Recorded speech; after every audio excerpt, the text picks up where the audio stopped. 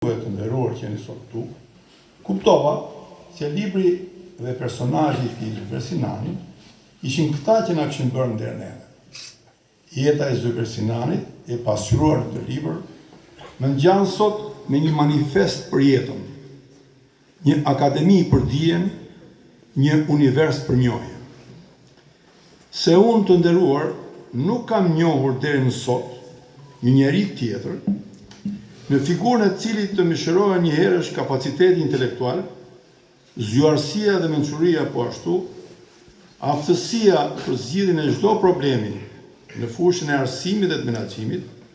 në fushën sociale dhe ato drejtimit, një herësh që tjetë dhe një mik i vyer. Mprehësia në diskutim deri në rangjet më të larta të strukturave vendimarrëse të veprimtarisë njerëzore, elokuenca e argumentit bindës në diskutim, shpejtësia në marrjen e vendimeve të duhura,